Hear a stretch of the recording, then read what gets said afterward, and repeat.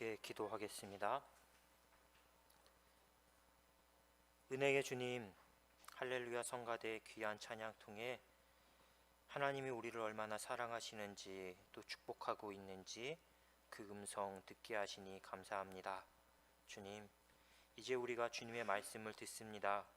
가뭄에 갈라진 땅과 같이 메마른 우리의 영혼이 짙은 회색빛 하늘같이 답답하고 꽉 막힌 것 같은 우리의 마음이 말씀으로 다시 한번 회복되고 솟생케 되는 은혜 내려 주옵소서.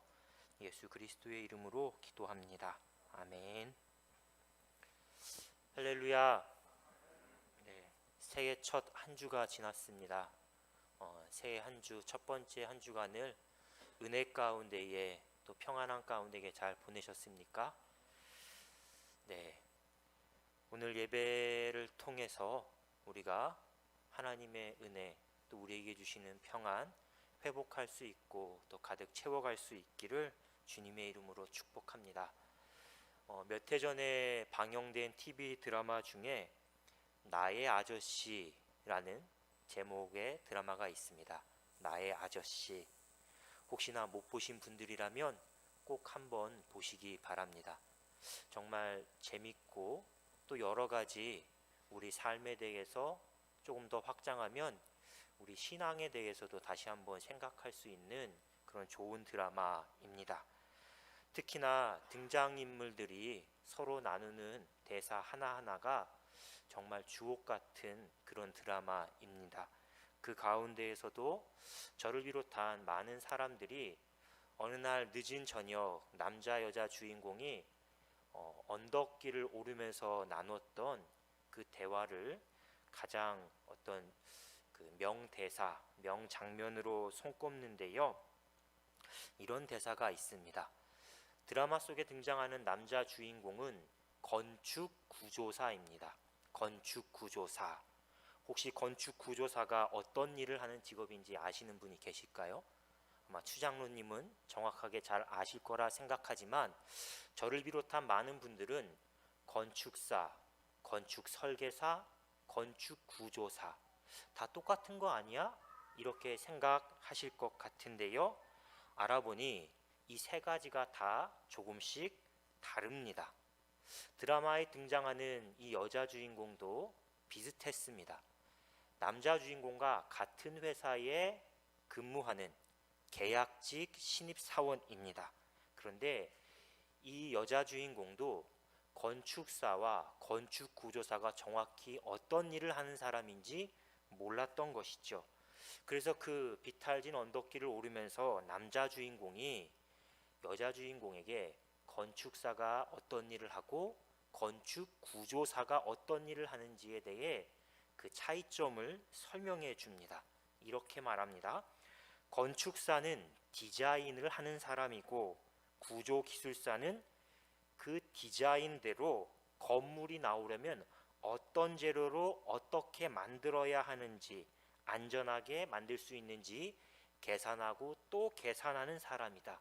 말 그대로 구조를 짜는 사람이다. 이렇게 설명을 해줍니다. 그리고 이어서 남자 주인공이 이런 말을 덧붙이는데요. 이렇게 이야기합니다. 모든 건물은 외력과 내력의 싸움이다. 바람, 하중, 지진, 있을 수 있는 모든 외력을 계산하고 따져서 그것보다 세게 내력을 설계하는 거다. 그러면서 우리가 일상 속에서 사용하는 건물들, 학교, 마트, 또 아파트, 그 건물들이 어떤 내력으로 설계되는지를 설명을 해주고요. 이렇게 또 이야기합니다. 항상 외력보다 내력이 세게. 인생도 어떻게 보면 외력과 내력의 싸움이고 무슨 일이 있어도 내력이 있으면 버틸 수 있다라고 이렇게 이야기를 합니다.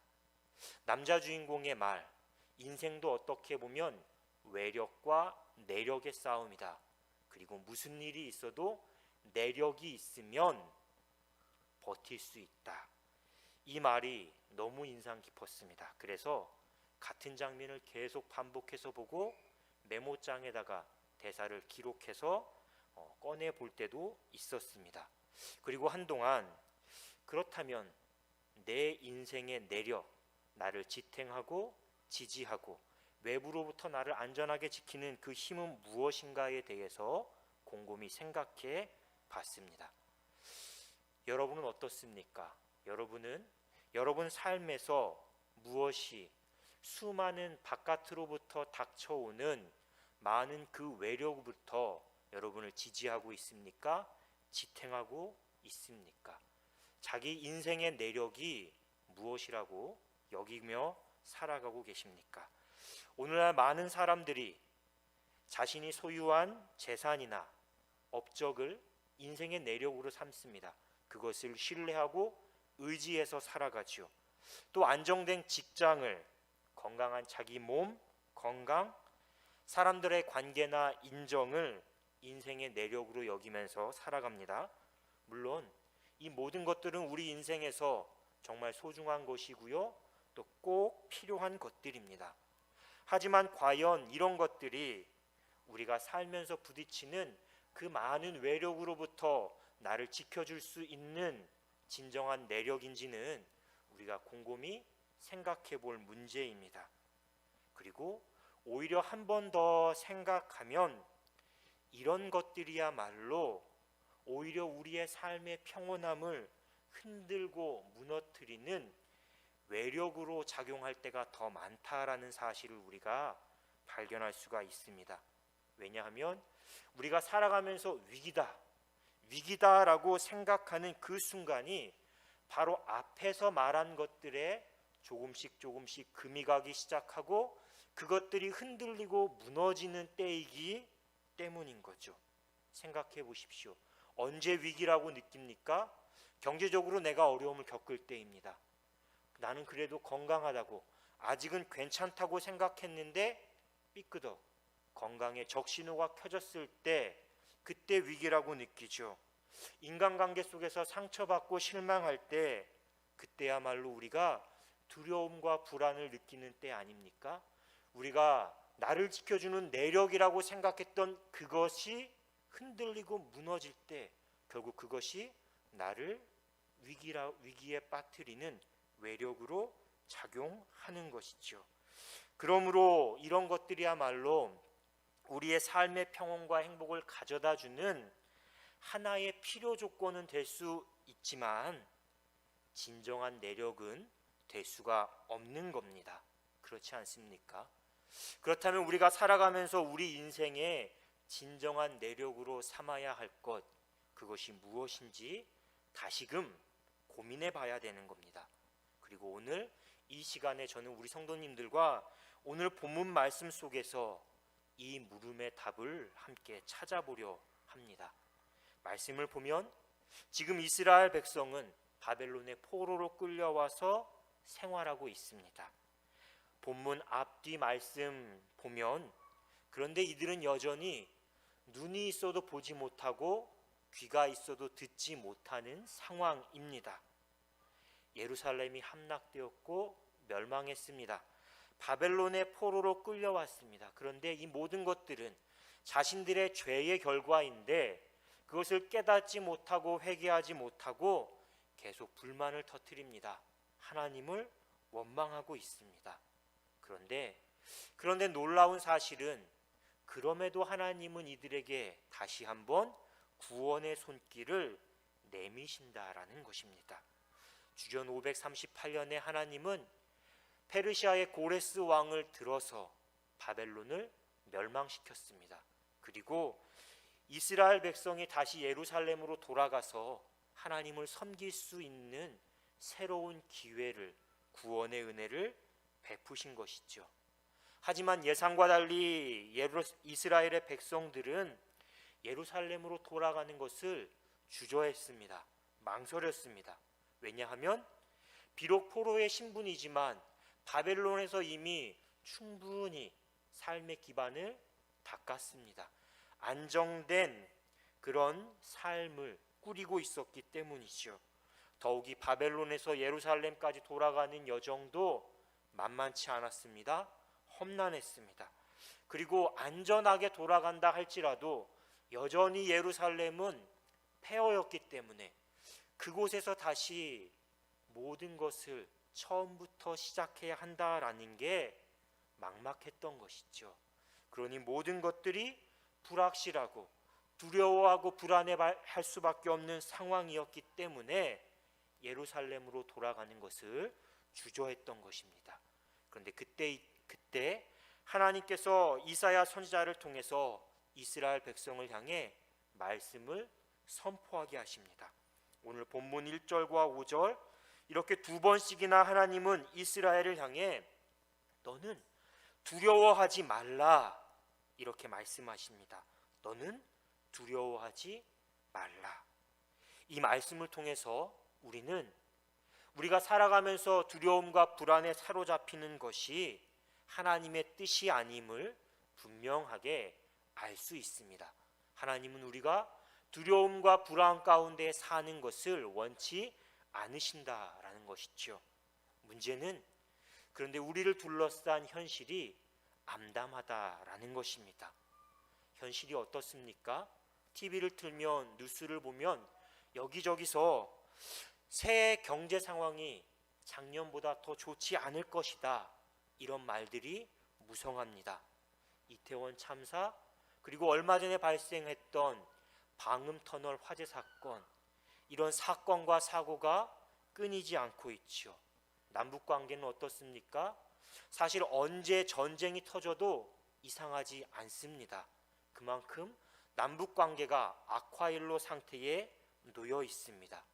이렇게 우리가 살아가는 현실은 우리의 삶을 뒤흔드는 강한 외력들이 존재하고 있는 것이죠. 그런데 현실이 이런데 어떻게 우리가 두려워하지 않고 불안하지 않고 살아갈 수가 있겠습니까? 그 근거, 불안하지 않아도 되고 두려워하지 않아도 되는 그 근거가 무엇이겠습니까? 오늘 말씀 속에서 하나님은 우리에게 세 가지를 이야기하십니다.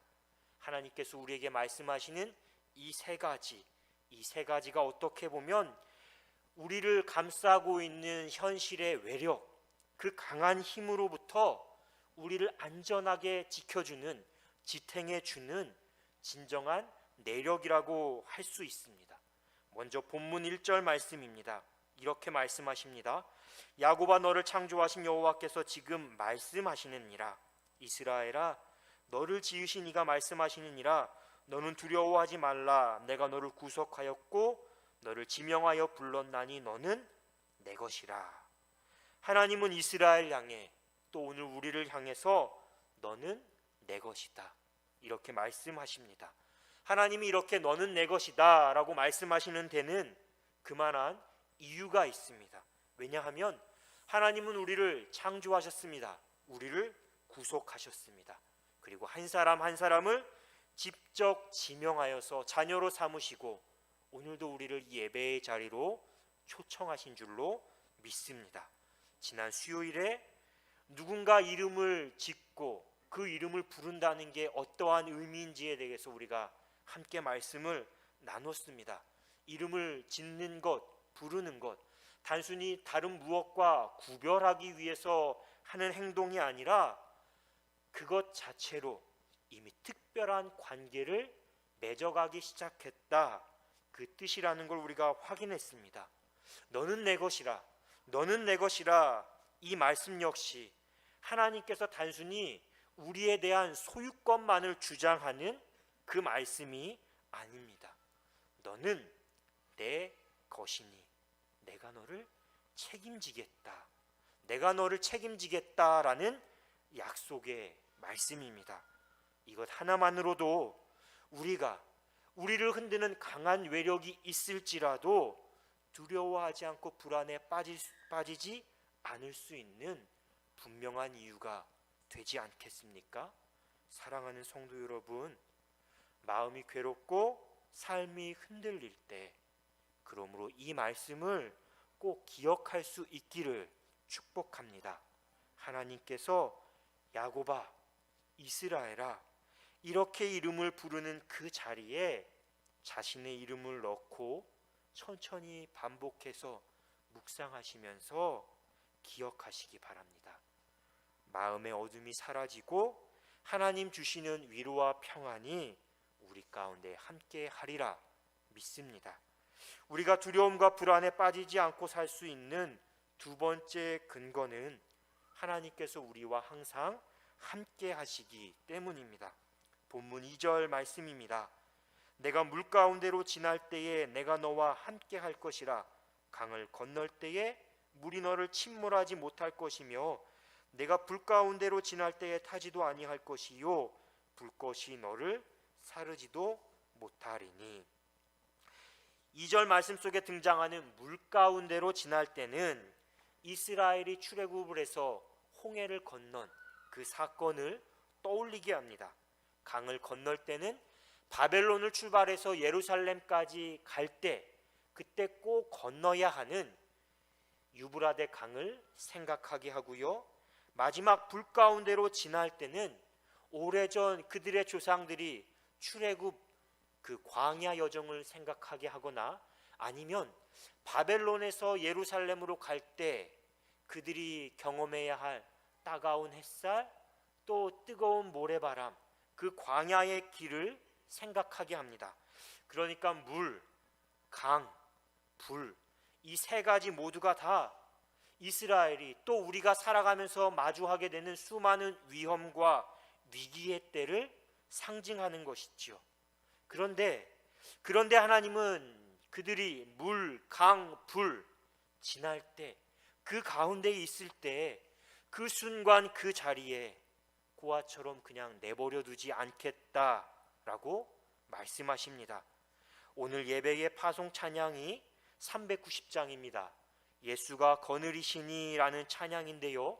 이 찬양의 가사는 미국의 어느 목사님이 시편 23편 말씀을 본문으로 설교를 하고 설교자인 자신도 말씀 가운데의 큰 은혜를 받았습니다. 그리고 예배를 마치고 가만히 다시 본문 말씀과 자신의 설교 말씀을 묵상하면서 다시금 받은 은혜를 정리해서 찬송시를 짓고 거기에 곡을 붙여서 만든 찬양인데요. 그 가운데 이 찬양의 후렴은 1절부터 4절까지 쭉 이어지는 그 모든 은혜들을 한 문장으로 압축해서 이렇게 고백합니다. 주날 항상 돌보시고 날 친히 거느리시니. 주날 항상 돌보시고 날 친히 거느리시니. 주님의 은혜, 항상 우리와 함께 하신 은혜를 한 문장으로 압축해서 고백하는 것이죠. 사랑하는 성도 여러분, 이 찬양의 고백처럼 하나님께서 우리의 모든 삶의 여정에 항상 함께 하시고 늘 선한 길로 인도하시고 보호하신다라는 사실을 고백할 수 있기를, 경험할 수 있기를 주님의 이름으로 축복합니다. 마지막 세 번째는 우리를 향한 하나님의 특별한 사랑 때문입니다. 하나님의 사랑이 특별하기 때문에 우리가 두려워하지 않아도 되고 불안 가운데에 빠지지 않아도 되는 것이죠. 3절, 4절 그리고 이어지는 말씀을 보면 하나님은 다시 한번 이스라엘을 향한 약속을 그리고 특별한 사랑을 확인시켜 주십니다. 하나님은 이스라엘의 출애굽을 위해서 애굽의 장자들을 치셨습니다. 희생시키셨습니다.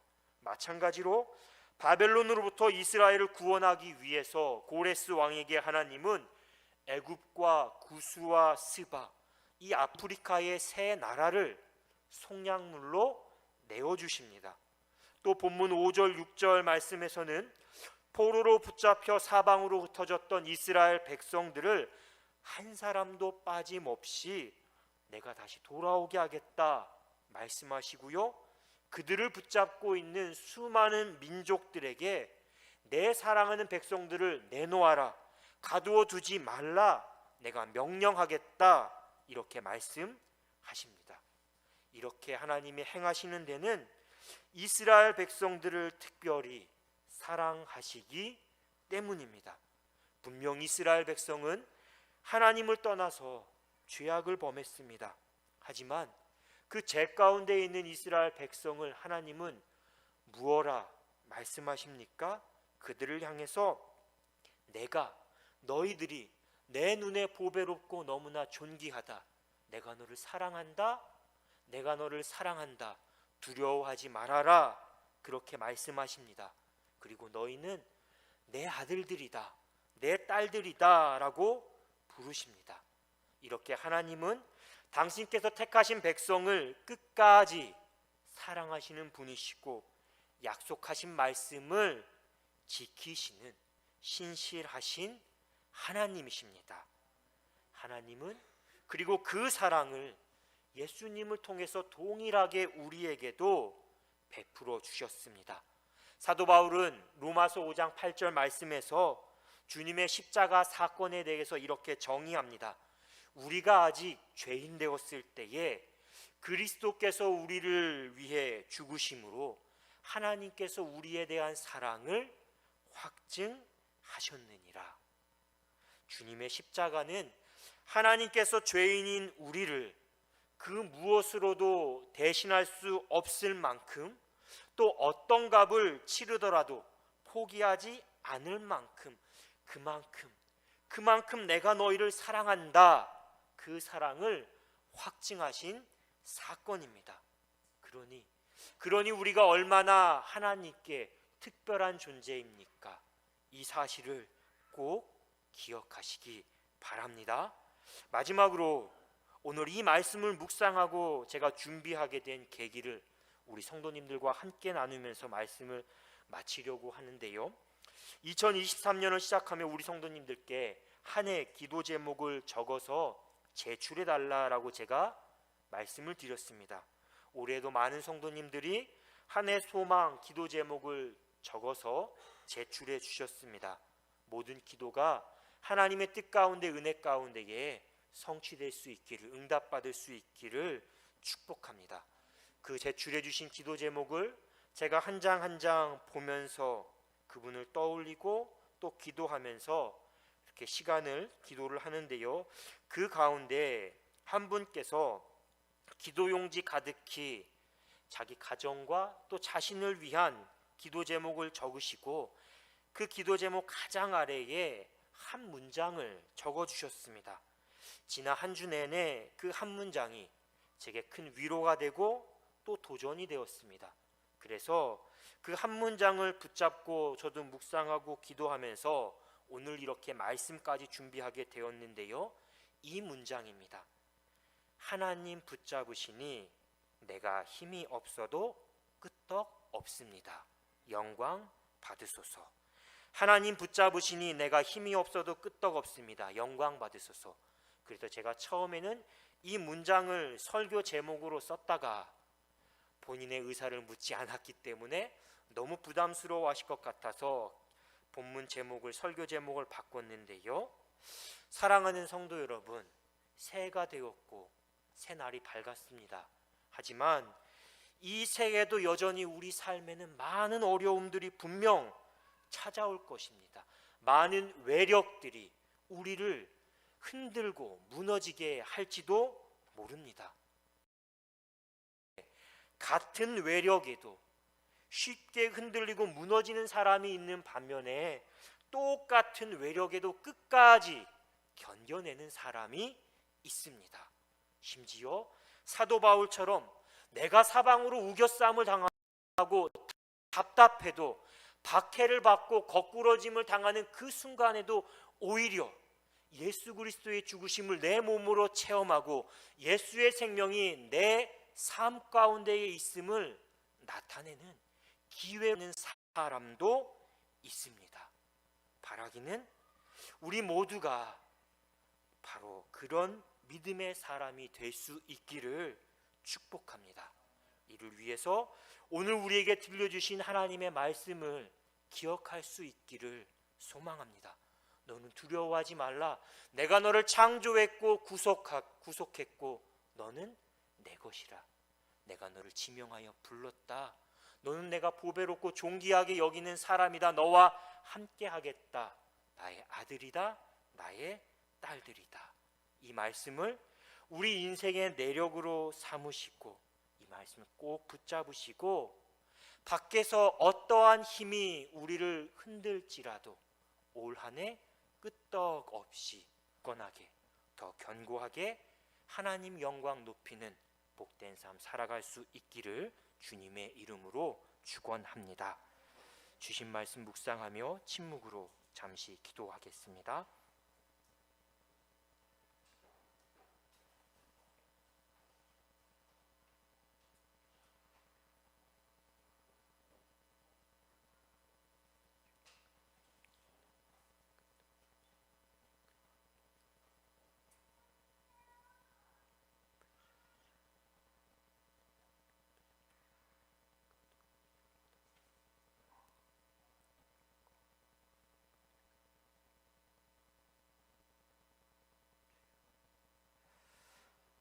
우리의 힘이 되시는 주님, 우리를 향한 하나님의 사랑이 한결같고 영원함을 믿습니다.